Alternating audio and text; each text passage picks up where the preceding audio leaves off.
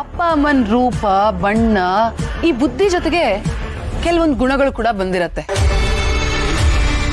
ಈ ಅಂಬಿಕಾ ಹೇಗಿದ್ಲು ಅಂತ ನೀವೇ ನೋಡಿದಿರಲ್ಲ. She is very innocent.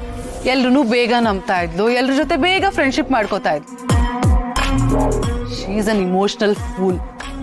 ಇವಾಗ ಹಿತಾ ಇವಳು ಮಗಳೇ, ಅವಳು ಇಮೋಷನಲ್ ಫೂಲ್ ಅಷ್ಟೆ.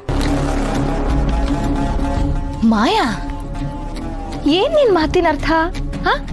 ನೀನ್ ಹೇಳ್ತಿರೋ ಮಾತುಗಳು ನನ್ ತಲೆ ಒಳಗಡೆ ಹೋಗೋದಕ್ಕಿಂತ ಸುಯಿ ಸುಯಿ ಅಂತ ನನ್ ತಲೆ ಮೇಲೆ ಹಾರ್ ಹೋಗ್ತಿದೇನೋ ಅಂತ ಅನಿಸ್ತಾ ಇದೆ.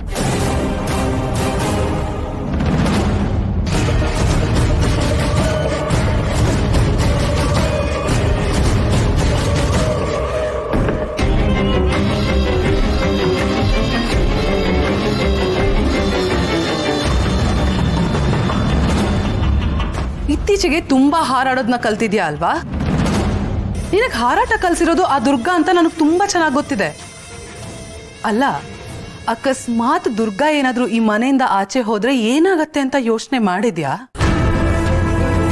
ಅವತ್ತು ದುರ್ಗಾ ಮನೆಯಿಂದ ಆಚೆ ಹೋಗಿದ್ದಕ್ಕೆ ನೀನ್ ಸೀನ್ ಕ್ರಿಯೇಟ್ ಮಾಡಿ ಶರತ್ತೆ ಅವಳನ್ನ ವಾಪಸ್ ಕರ್ಕೊಂಡು ಬರೋ ಹಾಗೆ ಮಾಡ್ದೆ.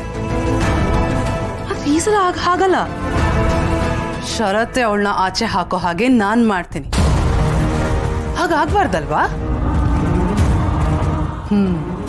ಓಕೆ, ಹಾಗಾದ್ರೆ ನೀನ್ ಏನ್ ಮಾಡ್ಬೇಕು ಅಂದ್ರೆ ಇವಾಗ ಕೆಳಗಡೆ ಬಂದು ಎಲ್ರ ಮುಂದೆ ನನ್ನನ್ನ ತಪ್ಕೋಬೇಕು.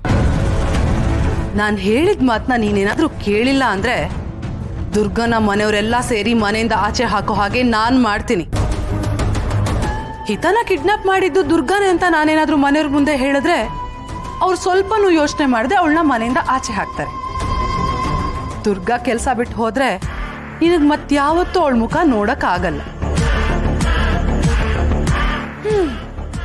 ನಾನ್ ಹೇಳದ ಹಾಗೆ ಕೇಳ್ತೀಯ ಅಲ್ವಾ? ಗುಡ್.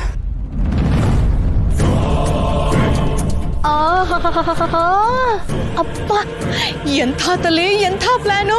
ಮಾಯಾ, ನಿನ್ ತಲೆನ ಕೊಟ್ಟು ಮಾಡಿ ಮ್ಯೂಸಿಯಂ ಅಲ್ಲಿ ಇಟ್ಬಿಡ್ಬೇಕು.